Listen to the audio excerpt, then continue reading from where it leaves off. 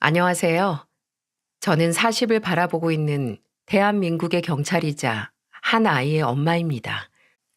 항상 다른 분들의 사연을 듣다가 저 역시 영화보다 더 영화 같은 아주 기가 막힌 일을 겪었던 경험이 있기에 이곳에 털어놓게 되었어요.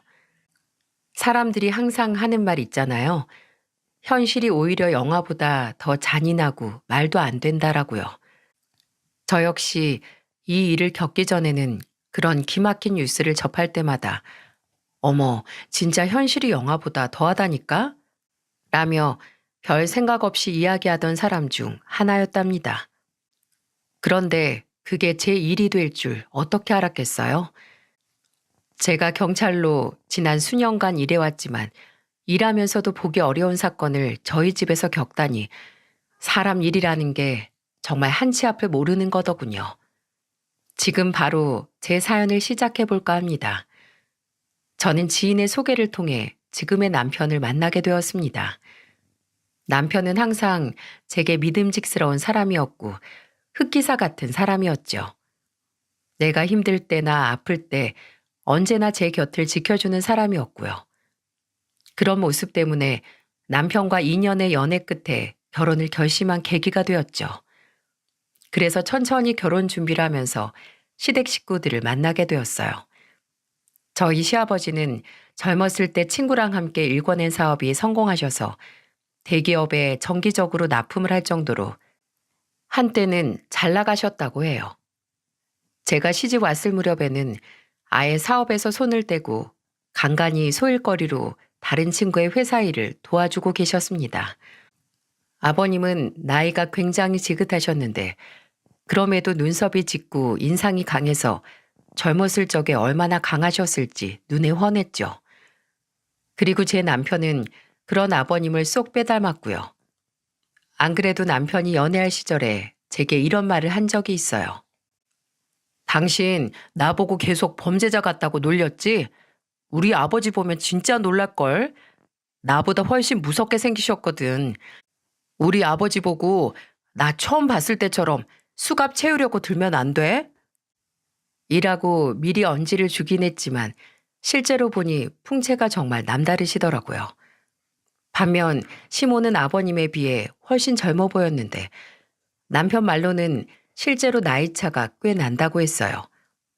그렇지만 시모 역시 눈도 크고 코도 오똑하셔서 젊었을 때는 굉장히 도시적인 미녀셨겠구나 싶더라고요.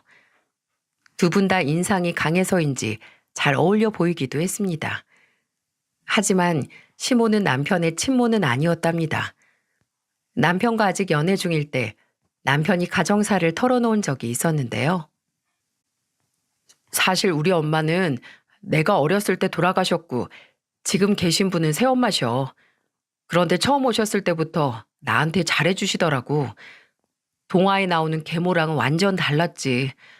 나중에 아빠랑 둘 사이에서 영덕이 낳고 나서 아무래도 영덕이한테 마음이 더 기우신 것 같긴 하지만 그래도 나한테 모질게 대하진 않았던 분이야. 나 서울에 혼자 올라와 대학 다닐 때도 다달이 용돈도 붙여주시고 본가 다녀올 때마다 쌈짓돈이라도 꼭 쥐어주시던 분이니까. 실제로도 시모는 아버님도 남편도 살뜰히 챙기시는 것 같았어요. 남편과 통화도 자주 하는 것 같았고 아침 저녁으로 시아버지 드시는 밥상만 보더라도 진수성찬이 따로 없었거든요. 저도 남편과 연애할 때 그 밥을 한 번 얻어 먹어본 적이 있기에 더 잘 알 수 있었어요. 사실 저는 남편과 연애를 꽤 길게 했기 때문에 결혼 전에 시부모님을 미리 뵌 적이 많았었는데 생각해보면 희한하게 시동생과는 만난 적이 없었던 것 같아요. 시동생은 결혼 전 인사드리러 간 자리에서 처음 뵙게 되었네요. 처음 봤을 때 저는 내심 놀랐던 부분이 글쎄 시동생은 남편과 시아버지랑은 하나도 안 닮았더군요. 인상이 강하기는커녕 동글동글한 오히려 유순해 보이는 편에 속한 얼굴이어서 그렇다고 시모를 닮은 것도 아니었어요. 그래서 남들이 보기엔 혼자만 약간 동떨어진 사람처럼 보이더군요. 누나 오셨구나. 안녕하세요. 사진으로 저번에 봤었는데 실제로 보니까 살짝 살집이 있으시네요. 그래도 경찰이시라면서요? 우와, 그럼 이게 다 근육이겠네? 잘하면 아빠도 이기겠다. 저는 초면에 너무 편하게 말을 거는 모습도 놀라웠지만 30이 넘어서 아버지를 아빠라고 부르는 남자는 처음 봐서 정말 놀랐어요. 실제 나이가 32살이라고 들었는데 나이보다도 훨씬 어린 느낌이 나는 사람이더라고요. 그런데 그 인상이 강하고 무서워 보이던 시부모님들이 묘하게 시동생에게는 유하게 대하는 느낌이었어요. 두 분이 재혼하고 낳은 아들이기도 하고 늦둥이어서 그렇기도 한 모양이었습니다. 너 이 녀석, 네 형수한테 누나가 뭐냐? 어서 와서 제대로 인사하거라. 아들, 오늘은 좀 일찍 들어오랬잖아. 옷 좀 단정하게 하고 어서 와서 앉아. 그래도 저는 그때까지만 해도 시동생에게 안 좋은 감정은 없었어요. 오히려 저도 애교라고는 없는 성격이고 남편도 진지하기 짝이 없는 성격이라서 시동생 같이 쾌활한 사람이 한 명 있는 게 오히려 다행이라고 여겼죠. 그런데 단 하나, 시동생은 고생을 잘 안 하고 자라서 그런가 돈을 물같이 쓰는 버릇이 있더군요. 한 번은 저희 가족이 다 같이 제주도로 여행을 갔는데요. 호텔 숙소에 머물기로 한 저희 가족은 방을 총 3개로 잡아 시부모님이 한 방에, 저희 부부가 또 한 방에, 그리고 남은 1개의 방은 시동생이 썼었거든요. 그런데 그 다다음 날 체크아웃을 하러 인포 데스크에 갔던 저희는 기절 초풍하는 줄 알았습니다. 시동생 방만 비용이 무려 120만 원이 나온 거예요. 네? 120만 원이라고요? 뭔가 잘못하신 거 아니에요? 그 방은 싱글이었어요. 잠시만요. 네, 120만 원 맞습니다. 유료 채널 결제, 호텔 룸 서비스, 비싼 위스키에 그리고 세탁 서비스랑 그 밖에 여기 내역을 한번 확인해 보시겠어요? 그걸 받아드는데 저는 솔직히 화가 나더라고요. 그 여행은 저희 부부가 효도 관광으로 시부모님을 모시려고 했던 건데 시동생은 나중에 자기도 시간이 된다며 따라온 거였거든요. 시댁이 아무리 잘 살기로써니 재벌 집안도 아닌데 단 이틀 밤 만에 120만 원은 인간적으로 심한 거 아닌가요? 룸 서비스도 아주 고급진 음식들로만 먹었더군요. 제 안색을 살피던 남편은 미안, 애가 늦둥이로 커서 좀 철이 없어. 이건 내가 부담할게. 그리고 동생 녀석한테도 따끔하게 한마디 할 테니까 화 풀어. 라며 절 달랬죠. 그리고 실제로 나중에 형한테 한 소리 들은 시동생은 저한테 미안한 기색을 내비치긴 했어요. 그날은 그냥 그렇게 넘어가긴 했지만 시동생의 씀씀이에 놀란 적은 이때 이후로도 한두 번이 아니었답니다. 일이라곤 일절 안 하는 대학원생이면서 사시사철 때에 따라 명품을 사고 운전을 못한다는 핑계로 매일같이 택시를 타는 등 저야 시댁이 대충 잘 산다는 것만 알고 구체적으로 얼마나 어떻게 잘 사는지는 모르니 말을 안 했지만 제 동생이었다면 엄청난 잔소리를 해댔을 거예요. 또 한 번은 저에게 형수, 미안한데 저한테 지금 50만 원만 딱 보낼 수 있어요? 저 지금 친구들이랑 바다 갈 건데 시간이 없어요. 나중에 아빠한테 얘기해서 돌려줄게요. 지금 계좌 보낼 테니까 50만 원만 줘요. 더 주면 더 좋고요. 대뜸 전화로 50만 원을 요구하는 게 아니겠어요? 황당한 제가 아니 무슨 코앞에 바다 가는데 50만 원을 쓴다는 거예요? 라고 반문하니 지금 야간이라 할증 시간 붙는단 말이에요. 라고 대꾸하는 겁니다. 전철을 타도 되고 차 있는 친구 있는 걸로 알고 있는데 그 친구 차를 타도 되잖아요. 암튼 도련님은 돈 귀한 줄 몰라요. 전 돈 없으니까 걸어오시든 뛰어오시든 길거리에서 노수 가시든 알아서 오세요. 아 진짜 가족끼리 너무하신다. 나중에 두고 봐요. 알았어요. 끊어요 그럼. 하더니 뚝 끊어버리더군요. 그리고 한 번은 이런 일도 있었습니다. 어느 날 경찰서에서 연락이 오는 겁니다. 바로 시동생이 남편에게 연락이 온 거였어요. 형, 여기 경찰서인데 지금 좀 와줘야겠어. 뭐? 무슨 일인데? 이놈의 자식도 사고 친 거야? 아니, 다름이 아니라 시내에서 술 먹고 있는데 재수없게 날 쳐다보잖아. 그래서 내 주먹으로 혼 좀 내줬지. 야, 형이 사고치지 말랬지. 왜 이렇게 말을 안 들어? 언제까지 그런 식으로 인생을 살 거야? 아, 또 꼰대 아니랄까봐. 그만 좀 잔소리 좀 해. 아무튼 합의금 물어줘야 할 것 같으니까 빨리 좀 와줘. 차마 아버지한테 전화할 자신이 없어. 형한테 전화한 거야. 이러는 겁니다. 딱 보아하니 이게 한두 번이 아닌 걸로 보였어요. 결국 제가 남편을 설득한 끝에 아버님한테 말씀드리자 해서 버르장머리를 싹 뜯어놓을 수 있었지만 항상 시동생을 보면 불안했던 게 사실이었어요. 언젠가는 철이 들겠지. 제발 철 좀 들기만을 바랬습니다. 그럼에도 불구하고 저희 가족은 시동생 빼고는 나름 서로 잘 챙겨주며 친하게 지내는 편이었어요. 그 흔한 고부 갈등도 없었고 정말 평범하고 화목한 가정, 그 이상도 그 이하도 아니었어요.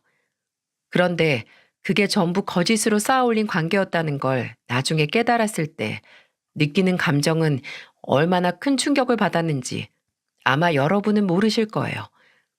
그리고 결혼한 지 5년째 되는 해 5번째로 맞는 추석이었어요. 그 해에는 유난히 추석 날씨가 여름 같았죠. 그리고 모든 사건은 바로 그날을 기점으로 꾸며졌던 것 같아요. 당시 아들을 출산한 지 얼마 되지 않았던 저는 무리해서 일과 가사일 그리고 육아까지 책임지려다 보니 몸이 많이 피곤한 상태였어요. 시모도 다른 시댁 식구들도 평소보다 절 도와주긴 했지만 그럼에도 해가 떨어지자마자 거의 기절하다시피 쓰러져 잠에 들고 말았죠. 그러다 잠에서 깬 건 한참이 지난 후였던 것 같았어요. 거실 바로 옆 작은 방에 아들과 제가 함께 잠들어 있고 이불도 꼼꼼히 덮여 있더군요. 핸드폰을 보니 남편이 아버지랑 둘이 술 한잔 걸치고 올게. 중간에 깨더라도 계속 더 자고 있어? 라는 문자를 남겨놨더라고요. 저는 씻지도 않고 잠든 상태여서 머리도 띵하고 목도 많이 말랐어요. 그래서 방을 나가 주방으로 들어가려는데 전 제 귀를 의심할 만한 충격적인 대화를 엿듣게 되었어요. 엄마, 혹시 아버지가 내가 친자가 아니라는 걸 알게 되면 어떻게 하실까? 요즘 아버지가 날 보는 눈빛이 이상하게 걸리고 찝찝하네. 또 헛소리 한다. 니네 아버지가 그 비밀을 어떻게 알아? 우리 둘만 무덤까지 입만 꾹 닫으면 아무도 몰라. 그러니 너 입 조심해. 아이, 그러게. 내가 대학교 때 내 친아빠란 사람이 엄마랑 날 찾아오지만 않았더라면 나도 몰랐을 거 아니야. 엄마, 그 사람한테 확실히 다신 찾아오지 말라고 돈으로 매수한 거 맞지? 그건 걱정 말어. 한 번만 더 찾아오면 다리 몽댕이 부러뜨리고 너 죽고 나 죽고 했으니까 그 이후로 10년이 넘어도 안 찾아오질 않니. 죽었는지 살았는지 모르지만 넌 신경 쓰지 마. 이 세상에 네 아버지는 딱 한 사람. 같이 살고 있는 네 아버지뿐이야. 저는 본능적으로 두 모자 간의 대화를 듣고 발길을 뚝 하고 멈췄습니다. 너무 충격적이었어요. 뭔가 듣지 말아야 할 걸 들었다는 직감에 귀를 쫑긋 세우는 동시에 옆에 있던 에어컨 뒤로 몸부터 숨겼습니다. 거실과 주방 사이에 가벽이 있어 시모의 모습은 보이지 않았지만 청천벽력 같은 말을 꺼낸 시동생의 뒷모습은 반쯤 보이는 상태였기 때문이에요. 시모와 시동생은 남편과 아버님이 나간 사이 둘이서 제사 후 남은 술과 음식을 먹으며 담소를 나누고 있던 거였습니다. 시동생의 말에 시모는 후다닥 식탁에서 일어나 거실과 작은 방 쪽을 한번 휙 둘러보고 다시 자리에 앉았어요. 아들, 더 이상 그 얘기 꺼내지 마. 술 좀 작작 먹어, 이놈아. 왜 그래? 이놈아, 엄마 간 떨어지겠다. 너 지금 집안에 네 형수 있는 거 몰라? 뭐 어때? 지금 잠들었잖아. 요즘 엄청나게 힘들었다던데 아마 세상 모르고 골아떨어져 있을걸? 그래도 이놈아, 낱말은 새가 듣고 반말은 쥐새끼가 듣는 데써. 자나깨나 말 조심하란 말이야. 그런 소린 앞으로 2번 다시 꺼내지 마. 알겠어? 아유, 안 들려, 안 들려. 그리고 아버지가 나 키운 게 장장 32년이야. 자기 자식 아니라는 걸 꿈에라도 생각할 수 있겠어? 들어도 못 믿으실걸? 걱정 놓으세요, 엄마. 이 녀석이 그래도 엄마 말 좀 들어. 입 조심 단단히 하라고. 쉿. 저는 이 모든 대화를 정확하게 들었어요. 너무 놀랍고 충격적인 이야기에 손이 다 부들부들 떨리더군요. 그리고 그간 받았던 느낌들, 세 부자 사이에서 유난히 시동생만 동떨어진 듯한 느낌이 다 이런 이유였구나 하며 깨달았죠. 아버님이 이 사실을 알면 그렇게 예뻐하던 아들 중 막내가 친자식이 아니라는 얘기를 듣는다면 얼마나 가슴이 아플까 싶었어요. 그 생각이 들자 이 일은 일단 저만 알고 있는 게 좋겠다 싶었죠. 그런데 아무리 생각해도 시모가 이해가 되지 않는 겁니다. 시동생은 정확히 자신이 친자가 아니라는 사실을 알고 있었고 이는 분명 시모가 알려줬을 텐데요. 만약 시모가 정말 32년 동안 아버님만 보고 살았다면 굳이 둘째 아들에게 네가 친자식이 아니라는 말을 할 필요가 있었을까요? 생각이 여기까지 미쳤을 때 시동생은 돌연 술에 취해서 이런 말을 하는 거였어요. 엄마가 아버지랑 30년 넘게 살았잖아. 그냥 엄마 이혼해. 내 친부라는 사람이 솔직히 언제 찾아올지 모르잖아. 그러니 제발 이혼하고 재산 깔끔하게 절반 받고 우리는 우리대로 저쪽은 저쪽대로 살라고 하자. 나 꼭 들통날 것 같단 말이야. 안 그래도 아빠랑 안 닮았다고 예전부터 동네 사람들이며 회사 사람들이 수근수근 거리는 거 알잖아. 엄마도 저번에 회사 왔을 때 들었지? 어쩌면 아빠도 이미 알고 있을 수 있어. 그러니까 엄마, 차라리 더 늦기 전에 아빠랑 빨리 이혼해. 아빠가 이 사실 알면 우리한테는 국물도 없을 거야. 차라리 지금 긴가민가 할 때 얼른 이혼해. 이혼하라니까? 이렇게 대놓고 이혼을 부추기지 뭡니까? 저는 그걸 듣고 얘는 정말 키워준 은혜라곤 모르는 애구나. 자비를 받을 자격조차 없구나 하고 방 안으로 다시 들어와 바로 남편에게 문자를 보냈어요. 여보, 지금 어머님하고 당신 동생이 주방에서 얘기하는 거 들었는데 당신 동생이 아버님 친자식이 아니래. 지금 술 먹고 둘이서 얘기하고 있어. 남편은 제게서 온 문자를 보고 한동안 믿을 수가 없었다고 해요. 그러다가 제가 이런 일로 농담하거나 제대로 알아보지도 못하고 문자할 사람이 아니라는 판단이 들어 조심스럽게 같이 있던 아버님한테 말했다고 합니다. 당연히 아버님은 노발대발하셔서 곧바로 집으로 오셨습니다. 이게 무슨 소리야? 우리 영덕이가 내 자식이 아니라니. 이게 다 무슨 소리냐고. 아가, 너 이리 나와서 똑바로 얘기해봐라. 뭐가 어쩌고 저째? 아버님은 술에 취해 인사불성인 두 모자에게 불호령을 내리셨어요. 그러자 그 말에 깜짝 놀라 재발이 저린 시모가 후다닥 아버님께 가서 여보, 아니야. 절대 아니야. 아니 그게 무슨 소리야. 우리 영덕이 당신이랑 내가 낳은 우리 자식이잖아. 어디서 그런 회개망측한 소리를 들은 거야 여보. 얼굴이 백지장처럼 하얗게 질려 극구 부인하는 겁니다. 당연히 제가 말도 안 되는 말을 했다며 호통을 치시려던 아버님은 시모의 그 반응에 오히려 확인 사살을 받은 것처럼 얼어붙으셨죠. 그리곤 곧 더 크게 분노하면서 그래? 당신 말은 그렇단 말이지. 그래, 좋다. 내일 당장 유전자 검사할 거니까 그렇게 알아. 영덕이 저놈이 내 자식인지 이참에 제대로 확인해보자. 안 그래도 주위에서 제 어릴 때부터 나랑 외모 성격 하나도 안 닮았다고 난리여서 의심쩍었는데 안 되겠다. 당장 할 준비해 이놈아. 라며 아예 못 박으셨죠. 시모는 그 말에 정말 사시나무 떨듯 떨기 시작했습니다. 여보, 지금 우리 나이가 몇인데 이 나이에 무슨 그런 말도 안 되는 짓을 하겠다는 거야? 당연히 당신 아들이지. 딱 보면 모르겠어? 그 검사인지 뭔지 안 해도 알잖아. 그래, 그렇게 자신 있으면 검사를 받아보면 될 거 아니야? 시끄러. 잔말 말고 영덕이 너 내일 나랑 검사 받고 올 거니까 그런 줄 알아라. 시동생 역시 귀신을 본 것 마냥 겁에 질린 표정이었죠. 결국 아버님은 다음 날 날이 밝자마자 시동생을 끌고 가서 유전자 검사를 하고 오셨습니다. 그리고 시간이 흐르고 얼마 뒤 경악할 만한 결과가 나오고 말았죠. 그 결과는 바로 친자 불일치. 네, 시동생은 정말로 아버님의 친자식이 아니었던 겁니다. 결과가 나오자 시댁은 그야말로 완전히 뒤집어졌죠. 한마디로 초토화되고 말았습니다. 남편도 큰 충격을 받았고 이 소식을 들은 저희 친정 부모님도 충격을 받으셨으니 당사자인 아버님은 오죽하셨겠습니까? 그 이후 시모와 시동생은 그야말로 바닥에 납작 엎드려 손이 발이 되도록 싹싹 빌기 시작했죠.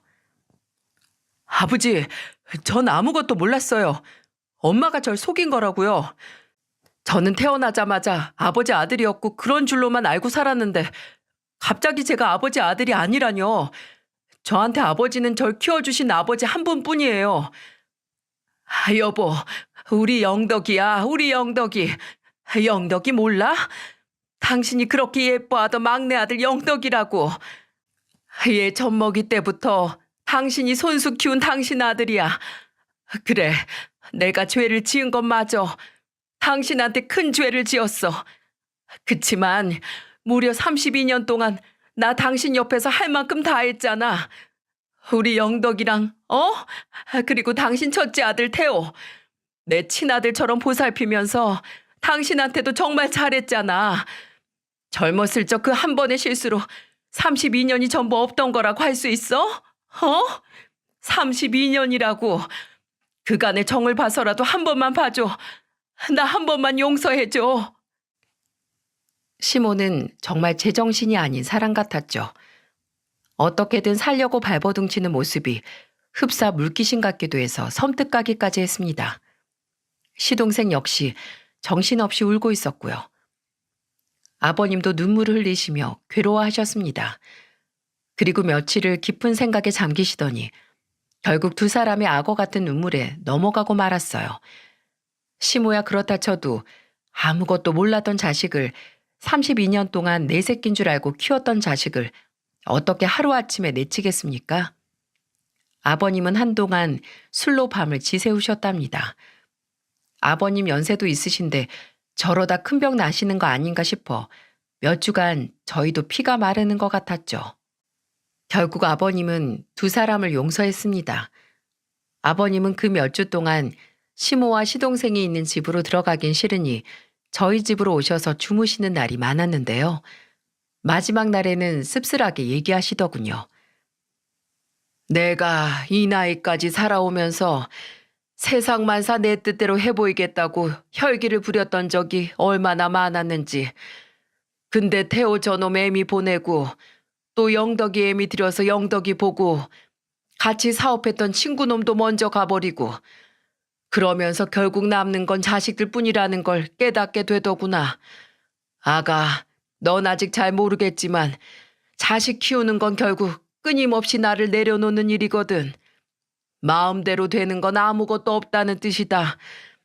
그런데 내 자식이니까 그게 또 다 용서가 돼. 용서가. 그렇게 내 젊은 날 다 바쳐서 키워놨는데 이미 난 이렇게 다 늙어버렸는데 이제 와서 피가 좀 다르다 한들 어쩌겠니? 이제와 영덕이를 버리면 어쩔 것이고 또 영덕이 애미를 버리면 어쩔 것이야. 다 내 업보인 게지. 그렇게 아버님은 다시 시모와 시동생이 있는 그 집으로 돌아가셨습니다. 그런 아버님이 걱정된 남편도 한동안은 그 집에서 자고 오기도 하고 자주 드나들며 아버님을 살폈어요. 하지만 이런 아버님의 깊은 마음을 알지도 못하는, 아니 알아주려는 생각조차 없었던 이 두 모자는 또 다른 무시무시한 계획을 꾸미기 시작했어요. 아버님이 큰 슬픔에 사로잡혀 집에 안 들어가시는 동안 이들은 아버님을 걱정하거나 찾으러 오기는커녕 오히려 더욱 대담한 계획을 세웠던 것이죠. 아버님이 가지고 있던 재산은 살고 계시던 집을 포함해서 총 18억 정도가 됐었습니다. 그런데 자신이 친자가 아니라는 사실이 밝혀지자 시동생은 자신에게 유산이 한 푼도 돌아오지 않았을까봐 걱정이 되었던 모양이에요. 그리고 아버님 친자식이 아니기에 법적으로 줄 의무는 없었습니다. 이때부터 자신의 몫을 제대로 뜯어내기 위해 계획을 세웠던 거였어요. 그리고 그때 아버님에게 예기치 못한 불행이 찾아왔습니다. 아버님이 친구분과 술을 먹고 돌아오시던 길에 횡단보도를 걷다 교통사고를 당하고 말았어요. 아버님이 그 옆 비탈길로 떨어지시는 바람에 허리와 다리를 크게 다치셨어요. 그렇기에 수술을 할 수밖에 없는 상황이었고 수술이 끝나고도 한동안 병원 신세를 져야만 했습니다. 게다가 퇴원하고 나서도 한동안 집에 누워 계셔야만 했고요. 아버님은 자신의 아들이 아니라는 아픔을 술로 이기려 하시다 결국 탈이 나고 말았던 겁니다. 너무 가슴이 아팠어요. 왜 아버님에게 이런 일이 연거푸 생기는지 그들 모자가 너무 원망스러울 뿐이었습니다. 남편은 휠체어 생활을 하게 된 아버님이 걱정이 되어 시동생에게 자주 연락을 했어요. 시동생은 그때마다 형, 걱정하지 마. 내가 잘 보살펴 드리고 있으니까. 지금? 지금은 엄마랑 앞에 산책 나가셨어. 계속 누워만 있어서 답답하신지 휠체어로 요 앞에 잠깐 돌다가 오신다고 해서 엄마가 같이 나갔지. 괜찮아. 아빠 잘 지내고 계시니까 걱정하지 마. 동생의 듬직한 말에 남편은 그런가 보다 하는 듯 싶었지만 저는 그 말을 믿을 수가 없었죠. 저의 계속되는 의심에 남편은 애가 철은 없어도 나쁜 애는 아니야. 그때 자기가 들었던 말은 술 취해서 좀 격하게 나간 말이었겠지. 얘는 어려서부터 아버지도 나도 잘 따르던 애니까 크게 걱정하지 않아도 돼. 라며 절 안심시켰습니다. 하지만 저는 바쁜 일이 좀 끝나는 대로 찾아뵙는 게 좋겠다고 벼르고 있었어요. 그러던 어느 날 갑자기 남편에게 한밤중에 상상도 못할 위급한 상황이 발생했습니다. 모르는 번호로 그것도 야심한 밤에요. 남편은 누가 이 시간에 자꾸 전화를 하나 싶어 받아봤는데 아버님의 목소리가 나와 깜짝 놀랐어요. 옆에 있던 저도 덩달아 놀라 같이 통화 내용을 듣게 되었는데요. 아들, 애미야, 나 지금 땡땡병원에 있다. 여기로 빨리 좀 와줘라. 지금 이건 여기 간호사님 번호야. 지금 빨리 나 좀 여기서 데리고 나가다오. 제발 지금 빨리 와다오. 아버님에게서 그렇게 겁에 질린 목소리가 나오다니 정말 큰 충격이었죠. 저와 남편은 당장 그 병원으로 달려갔어요. 그리곤 연락했던 간호사의 도움을 받아 제 경찰이라는 신분을 밝히고 아버님을 무사히 빼내올 수 있었습니다. 아버지, 괜찮으세요? 아버지 이제 걱정하지 마세요. 저희 왔어요. 도대체 어쩌다가 여기에 갇히게 되신 거예요? 어머니는요? 영덕이는요? 그것들이야. 네? 그것들이 날 여기에 가뒀단 말이다. 빨리 그 둘이 오기 전에 나가자꾸나. 어서. 그것들은 사람이 아니야. 들키면 또 무슨 짓을 할지 모른다. 어서 가자. 일단 잔뜩 겁먹은 아버님을 진정시키기 위해서라도 저희는 서둘러 차를 몰아 그 지역을 빠져나왔어요. 그리고 돌아오는 길에 아버님께 자초지종을 듣고 경악을 금치 못했습니다. 며칠 전 아버님이 저녁 식사를 마친 후 시동생이 아버지, 이게 요즘 홈쇼핑에서 계속 나오는 제품인데 뼈를 붓게 하는 데는 최고래요. 이거 좀 드셔보세요. 하며 음료수 한 잔을 내오더랍니다. 그걸 그대로 받아 마셨는데 그 이후로는 기억이 없고 일어나 보니 주방과 거실 쪽에 있는 작은 방에 감금이 되어 있었다고 해요. 아버님은 그 음료수를 먹고 잠이 들었던 겁니다. 그것들이 분명히 나한테 이상한 약을 먹인 게야. 그 외 수면제 있잖니? TV에 보니 잠 오게 하는 그런 약이 있다며. 그걸 나한테 먹인 것 같다. 아주 처음부터 작정을 하고 버린 짓 같아. 라며 그 짐승들이 벌인 일들을 전부 말해주셨습니다. 아버님의 얘기를 듣는데 저희는 너무 화가 나고 치가 떨리더군요. 남편은 감정을 주체 못해 몇 번이나 중간에 차를 세울 정도였어요. 그런데 그들의 악행은 거기서 끝이 아니었습니다. 아버님은 저희 집이 아닌 당신 집으로 가길 원하셨어요. 최대한 빨리 가야 한다며 분노를 하며 말씀하셨습니다. 내가 그것들 요즘 하는 행동들이 이상하길래 초소형 카메라를 설치해 놨다. 혹시 몰라서 업체를 불러 카메라를 설치해 놨거든. 일단 거실 숨겨놓은 그것부터 빨리 찾아와라. 거기에 영상이 전부 찍혔을 게다. 그것들이 눈치채고 오기 전에 빨리 가져와야 해. 라며 저희를 재촉하셨습니다. 저희는 아버님 말씀대로 그 썩어 빠진 짐승들이 없을 때 집에 몰래 잠입해서 카메라를 가져와 저장돼 있는 영상을 틀었어요. 그리고 거기엔 차마 눈뜨고 보기도 어려운 그들의 추악한 만행이 담겨져 있었죠.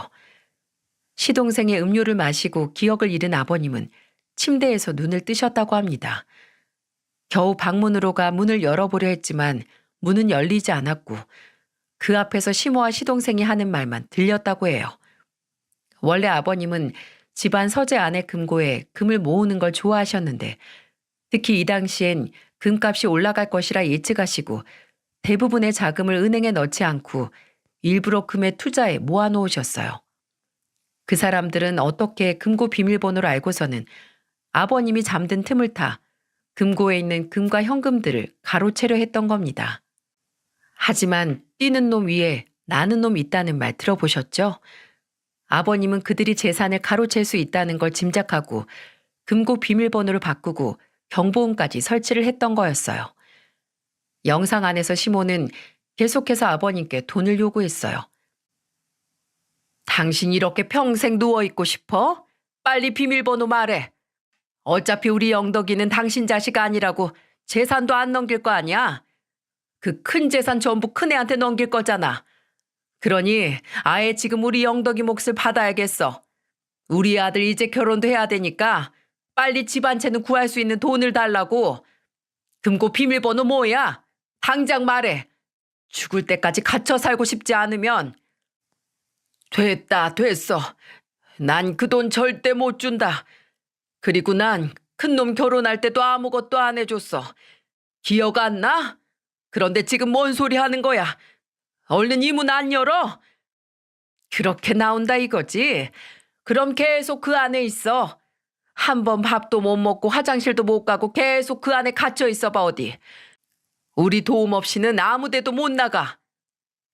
갇혀있는 아버님이 계속 꺼내달라고 해도 아랑곳하지 않고 생활하면서 정말 말 그대로 감금해 놓고는 틈만 나면 문에다 대고 소리소리를 지르더군요. 금고 비밀번호를 알려달라고요. 지들끼리는 소고기도 구워 먹고 집안이 쓰레기장이 되도록 배달 음식 포장지를 아무데나 버리고 아주 개판이었어요. 아버지가 좋아하는 소고기도 드시면서 오래오래 사셔야죠. 얼른 비밀번호 알려주세요. 네?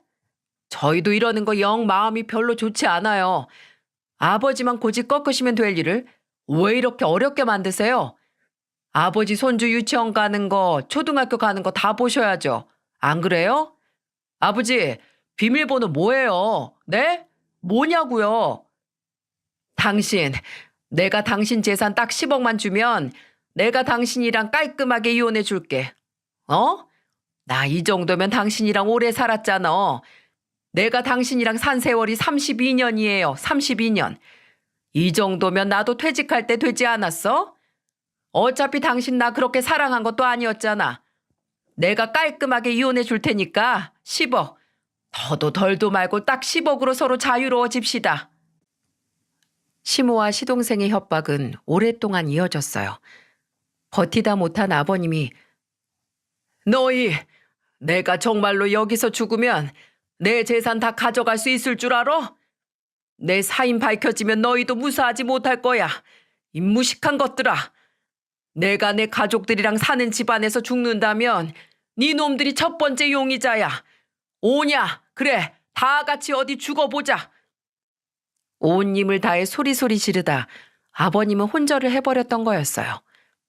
그들은 아버님이 혼절하자 상황이 심각하다는 걸 느껴서인지 119에 신고를 해 병원까지 직접 데리고 온 거였어요. 참 씹어먹어도 불쌍하지 않은 종자들이었습니다. 그런 그들의 만행은 아버님의 SD 카메라 안에 고스란히 증거로 남아 있었고요. 내가 혹시 몰라 이걸 설치하긴 했다만 정말로 이걸 이렇게 사용할 줄이야. 내가 그동안 사람이 아닌 짐승을 키우고 있었구나. 짐승을. 그리고 더 반전인 건 아버님은 사실은 혼절한 게 아니라 혼절한 척 한 거였어요. 어떻게든 집에서 나와 저와 남편에게 연락을 하기 위해 그들을 속였던 것이었죠. 참, 이 상황에서도 어떻게 그런 기질을 발휘하신 건지 놀라울 따름이었죠. 그 후 저희 집에 도착해 기운을 조금 차리신 아버님은 뜨거운 눈물을 흘리셨고 이를 지켜보던 남편과 저도 같이 울 수밖에 없었죠. 남편은 영상을 다 보고 나서 카메라를 들고 곧바로 경찰서로 달려갔습니다. 그 시각 시모와 시동생은 병원 근처에 있는 식당에서 밥을 먹고 있었고 아버님이 언제 깨어나실지 모르니 병원 근처 찜질방에서 숙식을 하고 있더군요. 그 사람들이 진정 사람 새끼들이 맞나요? 멀쩡히 산 사람, 그것도 제 남편, 제 아버지를 산송장을 만들어 놓고 잠이 오긴 오는 걸까요? 정말 소름이 끼치더군요. 제가 두 사람의 위치를 파악하기 위해 전화하니 아가, 무슨 일 있니? 어머님 어디세요? 왜? 무슨 일 있니? 지금 밖에 잠깐 나와서 아들이랑 밥 먹는 중인데. 아버님은요? 너희 시애비? 왜? 지금 방에서 자고 있을 텐데. 방에서 자고 있다고요? 진짜 사람도 아니네요. 아버님이 방에서 주무시고 계시다고요? 병실에 누워 있으시겠죠? 당신들 사람 탈을 쓰고 어떻게 이런 짓을 저지를 수 있어? 반드시 천벌받을 거야. 내가 꼭 그렇게 만들 거야. 알겠어? 어떻게 피 한 방울 안 섞인 아들 데려와 키워준 것도 용서해준 아버님한테 30년을 같이 산 가족한테 돈을 목적으로 이런 짓을 저지를 수 있어. 나 경찰인 거 알지? 내가 반드시 증거 전부 잡아내서 당신들 콩밥 질리도록 먹게 해줄 테니까 각오해. 제 전화를 받고 뒤늦게 계획이 탄로난 걸 알게 된 그 금수들은 부랴부랴 집으로 가서 모든 증거를 인멸하려고 했어요. 하지만 남편의 빠른 신고로 이미 그들이 도착했을 때는 경찰이 함께 와 있었고 저희는 존속 강금 및 기타 가정폭력 등의 혐의로 그 자리에서 경찰서로 데려갔죠. 증거가 워낙 명확했기 때문에 시모와 시동생은 법의 심판을 피할 수 없었어요. 하지만 그 금수들이 얼마나 뱀처럼 교활한지 경찰을 보자마자 친자 불일치 결과가 나왔을 때처럼 비굴하게 땅에 납작 엎드리는 게 아니겠어요? 두 모자가 하는 짓이 똑같더군요. 아이고, 잘못했습니다. 저희가 잘못했어요. 반성합니다. 2번 다시 그러지 않겠습니다. 정말로 해칠 생각은 추워도 없었어요. 맞아요. 아빠가 형만 잘해주는 게 셈이 나서 그런 거예요. 당연히 해치려는 생각은 전혀 없었어요. 가족끼리 싸우기도 하고 그러잖아요. 아빠, 아버지, 제가 잘못했어요. 제가 좀 반항 좀 했다고 경찰에 그렇게 신고하시면 어떡해요. 제가 잘못했어요, 아버지. 아주 기가 차는 광경이 따로 없었답니다. 아버님은 이제 그들은 쳐다도 보지 않았고요. 저희는 아버님을 저희 집으로 아예 모셔왔고 아버님은 곧바로 이혼 소송을 진행하셨어요. 소장을 받은 그 늙은 구렁이 같은 여자는 또 불이 났게 제일 수임료가 비싸다고 유명한 회사로 달려가 변호사를 선임해 왔더군요. 황당하게도 아버님은 당연히 재산을 한 푼도 주고 싶지 않았지만 법원에서는 30년이라는 세월을 같이 살며 재산 형성에 기여한 부분을 인정해 일정 부분의 재산 분할을 인정해 주더군요. 저희는 그 즉시 항소하려 했지만 저희 쪽 변호사는 일단 형사사건이 어떻게 나오는지 보고 결정하셔도 늦지 않습니다. 안타깝지만 의뢰인분의 경우엔 설령 혼인 무효 소송을 이긴다 하더라도 재산 분할 의무가 0으로 나오지 못할 거예요. 같이 산 세월이 워낙 기셔서 이런 조언을 남겨주었어요. 저희는 속이 터졌지만 변호사님의 말대로 일단 추이를 지켜보기로 했어요. 시모는 정말 대단한 여자더군요. 시동생과의 재판에서 자기는 아무것도 모르고 그저 자기 아들이 시킨 대로만 했을 뿐이라며 제 자식도 버리고 자기만 살겠다는 식의 진술을 했어요. 제가 아들처럼 대학을 나오길 했습니까? 남편처럼 지식이 많기랍니까? 전 정말 아무것도 몰랐어요. 그저 둘째 아들이니까 저도 무서워서 그랬어요. 전 정말 죄 없어요. 저 정말 억울합니다. 나를 매수해서 날 협박하고 부탁하니까 그저 아들의 부탁을 들어줬을 뿐입니다. 아니에요. 모든 게 엄마가 저지른 짓이에요. 제가 친자가 아니란 걸 알고 아버지가 엄마까지 버릴까봐 엄마가 절 꼬드겨서 계획한 거라고요. 참 가관이었어요. 서로 피를 나눈 모자끼리 어떻게든 법의 심판을 피해보려고 서로를 헐뜯고 배신하는 모습을 보고 제일 불쌍한 사람이 저희 아버님이었어요. 이런 사람들과 평생을 함께 했으니 얼마나 가슴이 아플까요? 정말 눈앞에 펼쳐진 어처구니 없는 광경에 할 말을 다 잃게 되더군요. 결국 이들은 모든 범죄가 사실로 드러났고 시동생은 징역 6개월을 선고받고 시모는 집행유예 선고를 받게 되었습니다. 이런 솜방망이 처벌이라니 절대 납득할 수가 없었죠. 아니, 초범이라 선처 반성한다고 선처라뇨. 나이가 많아서 참작이 되다뇨. 완전 고의적으로 계획하고 저지른 범죄라니까요. 이걸 그냥 넘어가요? 됐다, 아가. 그만해도 벌 받은 게야. 여기까지만 해도 남은 인생 알아서 제 손으로 벌 받을 놈들이다. 이미 그것들은 사회에 낙인이 찍힌 것들이고 더 이상 그것들한테 신경 쓰지 않아도 된다. 신경 쓰는 게 시간 낭비야. 그런 쓰레기들은 분리수거도 안 되는 것들이니까 그딴 놈들에게 힘 빼지 말자꾸나. 그러니 너무 그렇게 열내지 마렴. 아버님은 생각보다 무서운 분이셨어요. 그들이 싹싹 빌고 오열을 하고 바지가랑이를 붙잡고 사정을 해도 눈 하나 깜짝 안 하셨어요. 아버님은 그걸 알았던 겁니다. 이 세상에서 무관심이 가장 무서운 벌이라는 것을요. 그 이후 시동생은 교도소에, 시모는 다 낡은 월세방을 전전해야만 했어요. 특히 그 늙은 구렁이 같은 여자는 그동안의 재판에 가지고 있던 모든 돈을 쏟아부었는지 월세도 제대로 못 내고 일도 구하지 못해 곧 내쫓길 위기라고 하더군요. 그리고 지난 주말 시모는 뻔뻔스럽게도 저희 집 앞으로 찾아왔어요. 기가 막혀서.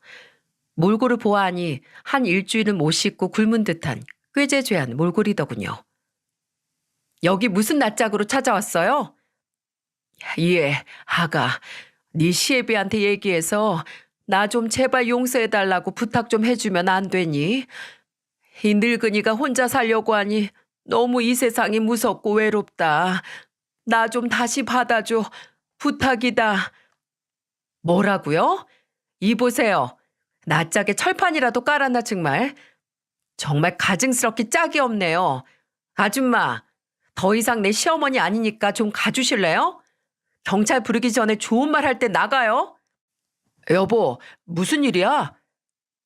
제가 먼저 가 있는 현관 앞에서 큰 소리가 나자 남편이 후다닥 왔다가 그 여자를 발견하고는 표정이 무섭게 변하더군요. 예, 태호야, 엄마다, 네 엄마. 한 번만 살려다오. 내 그가 너한테 잘하면 잘했지 못한 것은 없지 않았니? 노막 났어요?